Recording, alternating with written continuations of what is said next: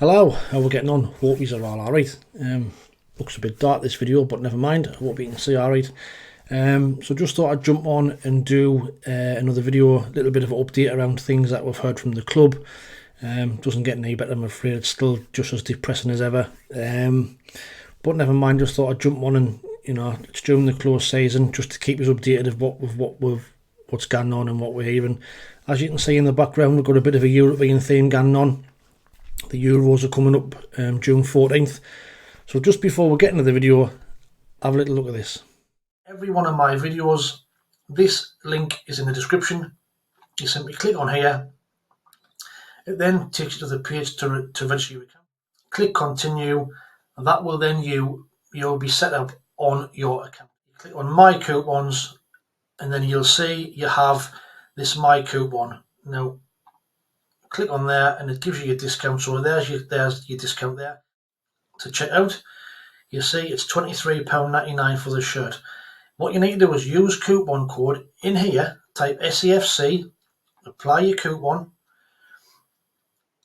and then you'll see you get a further discount. So this shirt would have been £23.99. You get £3.60 off for using the coupon, the £2.32 for setting the account up. So you get the shirt for £18.07. It's a massive saving, and it's as easy as that. So yes, LU Soccer providing these shirts for the Euros. We're going to be giving one of these away each week during the Euros. We'll be running a competition all the way through just to get you some of these shirts, some nice ones. You can see behind Denmark, Scotland, Holland, France. I've got another France retro one as well. There might also be an England one up for grabs as well. So keep an eye out for the videos for the competitions during the Euros. In the meantime, description is in the description below for how you can get a great discount on them shirts, and the 2024-2025 Premier League ones are on there as well. There's some great ones on there now. So have a look, get yourself some orders. We've had some great orders already through the channel.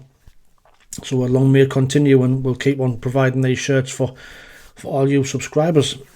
But into the video then. So the ongoing management farce, if you like, we knew it would be. I think it's now on something like 105, 106 days since we've got sacked Michael Beale. We need further forward. The Will Still developments yesterday just typifies all things Sunderland. Apparently we'd offered Will Still the job last Sunday. We thought everything was agreed, set in the contract, and then lo and behold, along come Lens with a late offer.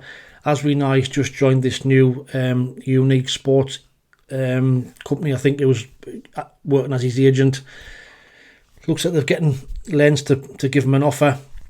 The sway of European football has turned his head, and that's where he's going to go, him and his brother. Now, you can see we might have dodged a bullet there if that's that's what swayed him. But typical us. But I've also heard some whispers and murmurs in the background that he had issues and concerns around the makeup of the backroom staff, recruitment and what have you, which is again what we've been saying all the way through about this Speakman and the model, and the backroom staff can only bring probably one or two people in if you're on backroom staff, and it's an absolute joke. So it looks like we've missed out on Will Still. Looks like yet again we'll put all our eggs in one basket. He was the top target since December when we got rid of Michael Beale we got rid of Tony Mowbray, and then then Beale went, and then he was at the top target, didn't come then. But looks like we've missed out on him, and it's an absolute farce.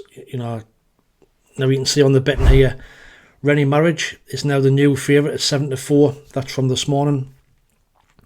But I've just been looking on a German website. Reports in Germany are saying that Vincent Kompany, the new Bayern manager, is going to take Rennie Marriage as his new assistant manager.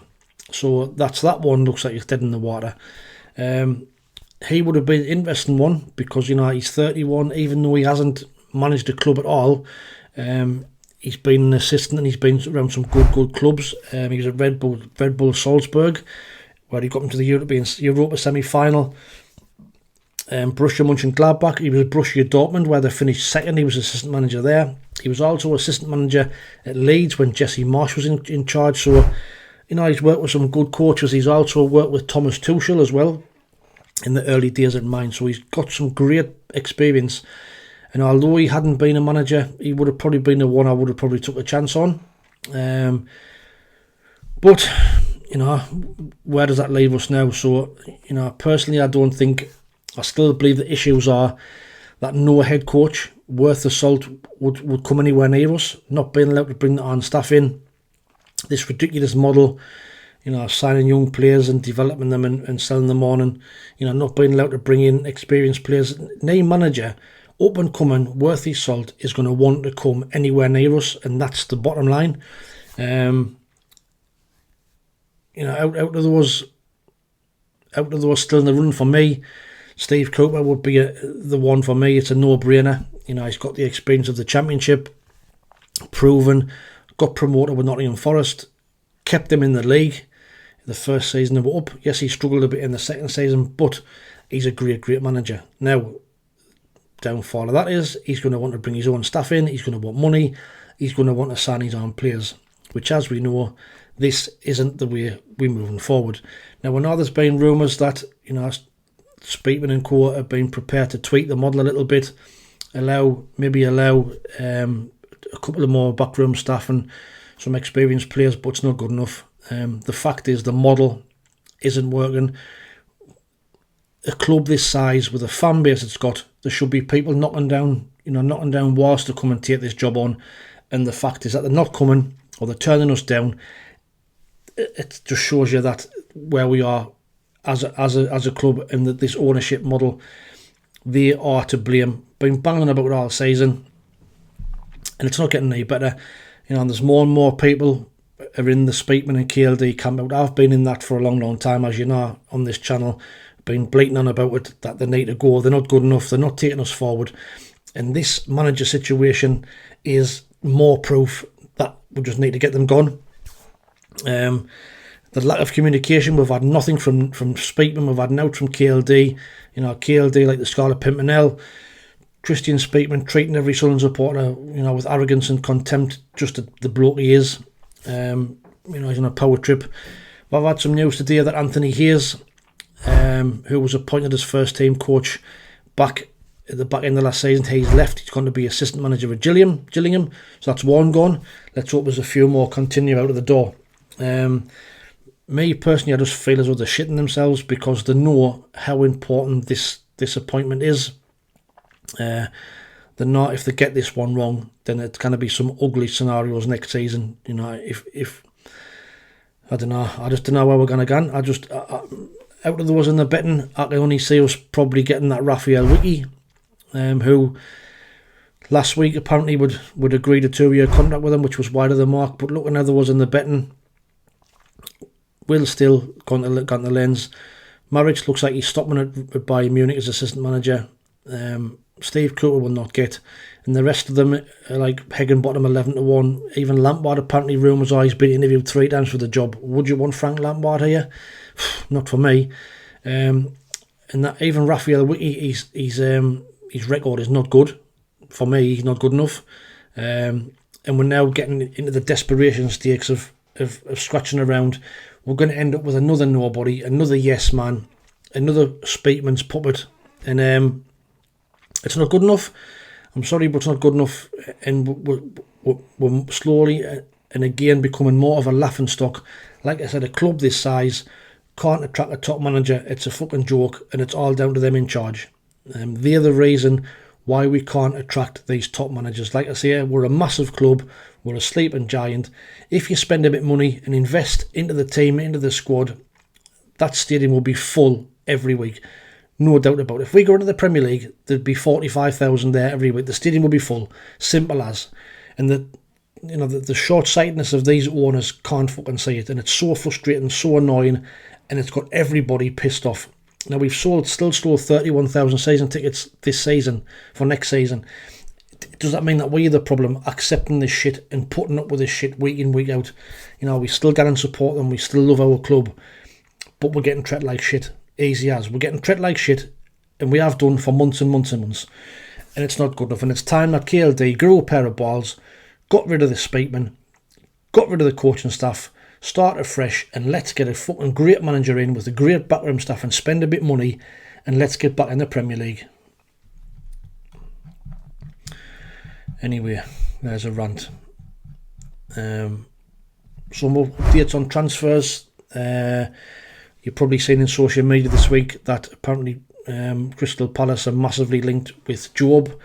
Oliver Glasner has apparently identified him as one of his top targets, along with Brentford are after him as well. Now for me, Adam Wharton signed for Crystal Palace last season from Blackburn. I think they've got 18 million rising to 22. So if they think that Bellingham is that much of a prospect, then we should be looking at those kind of figures. For me, if we can get that sort of money for him, I would drive him there myself, because me personally, I don't think he's worth that. Now, when he's only a young boy, and I know we probably played him too much last season in his defence, he was probably knackered. But for me, he hasn't got a true position. We don't know where his ideal position is. Andy had more bad games than good. Again, and he's only a young lad, he's only 18, he's got time to develop, and where Jude was at the same kind of level. But Jude was exceptional. I don't think Job is at that kind of level, and I don't think he will get to that kind of level. I could be wrong, but we'll have to wait and see. But if we're talking them sort of numbers and them sort of figures, for me, he'd be gone. Jack Clark, another one, Brentford and Southampton, linked with him again, already in the close season. I don't think it'll be long before we see any like some big bids coming for him. But again, if we can get upwards to 20 million for him, then I will be taking that as well.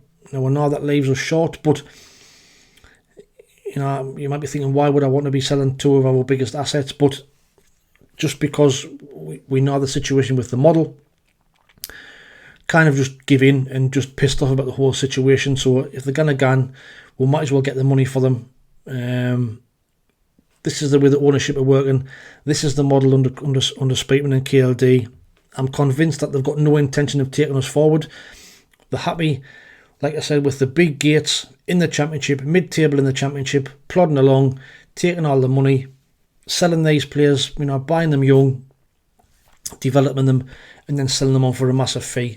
That is, I'm convinced, is the way that they want to run this football club. So, there's nothing to do about it. We would get, 30,000 if we're in the National League. That's just the way it is. So that's just my opinions on them two, Job and Jack Clark. Alex Bass reportedly being linked up with another loan move to either Reading or Exeter next season. Now again, what did the club expect to benefit from that? We signed him, we then sent him out on loan, and we replaced him with an exactly the same signing in Nathan Bishop. So, what do they think they're going to gain by sending Bass out on loan? If he's not good enough, just get rid of him, paying his wages. Just move him on. Again, crazy by the club. Now transfers in. Now, like I've just been speaking about and ranting about this model of not signing experienced players, and Speakman saying he could be open to the idea of tweaking the model. Well, it's bollocks, because we're now being linked with West Ham striker Divin Mbama. Now, how many of these young strikers are we going to sign? We've got Emiya, Mayenda, Russian, all not ready to play in the first team. So, and he's just going to be another one. He's only played 22 games of senior football, 8 senior appearances for West Ham, scored 1 goal in a Europa League qualifying game back in the season. He's not even been out on loan anywhere. Now, no doubt he might be a talent. He has represented England from under 15s to under 20. But how can we expect, a 19, 20-year-old who's only played 22 senior games of football to score 20 plus goals in the Championship? It's fucking impossible. Proved that when we had Burstow last season. These young lads, Championship football is totally different. You need somebody with experience to play with these young lads to bring them on. Simple as. He's another prime example of this model. Another one we've been linked with, Atif Konaté from Nottingham Forest. Another young lad, only played 8 senior games of football. And at the age of 23, is that really a good sign? 23 is not young anymore in football in terms, I don't think. And 6 of those were 2 years ago at League One in Oxford. So, you know, what are these scouts seeing in these young players? I just didn't get it, you know. But these players are not what we need. We've got enough young players at the club now. We need experience alongside them. We've lost Corey Evans. The chances are we could lose Dan Need. I think now the oldest player in the squad is Luke O'Nien, a 29-year-old. We've gotten out. Now, if we were to lose Job and Clark next season, this squad will get relegated. Make no bones about it. We just survived last season. Next season, with that squad, with new manager in place, we'll get relegated. And you know, I hate to be downbeat, and I hate to be, you know, doom and gloom, but that's the bare facts of the matter. We've got a weakened squad again. We've got no direction. We've got no manager. We've got no backroom staff. We're heading back to League One. Simple as. But now, I don't know. I'd love to know your thoughts on that. You know, like I say, the people that comment on the videos and on the channel seem to be in the same kind of mindset that we're going nowhere. We're going nowhere at the minute. The club needs to make changes, starting at the top. Sound like a broken record, week in and video out and video out, video in, video out. It's the same thing. Speak me out. But it's a fact. We've been defending them far too long now. They've been getting away with murder. They've been taking the piss out of each and every one of us. It's now time to get them out. Positive note, I suppose. The stadium revamp is underway. We've started with the underside heating, the new pitch. The safe standing has now been installed as well. So, you know, be nice to we'll have a nice pitch and a fantastic surroundings for our under-23 team to play on next season, because that's all we'll have, an under-23 team. We'll have no else. But like I say, sorry to be all doom and gloom again. I know it's the close season. You know, we should be enjoying ourselves and looking forward to the next season. But honestly, at this moment in time, there's nothing to look forward to. Nothing at all. This management situation, this recruitment, this appointment is absolutely massive at this moment in time and dominating everywhere on social media. But there doesn't seem to be any light at the end of the tunnel. Like I say, those in the betting, there's none of them fill me with any confidence at the moment, apart from Steve Cooper, who will not get. Rest of them unproven, would rather go elsewhere, not interested in coming here to work under the conditions what they'll be working under. Just the way it is. But let us know your thoughts in the comments below. Like I say, watch out for the videos coming up for the competition for the Euros, for these shirts behind. Have a look on LU Soccer, get some shirts ordered, and we'll see you next time. Thanks for watching. Take it easy, stay safe, and we'll speak soon. Ta-ra.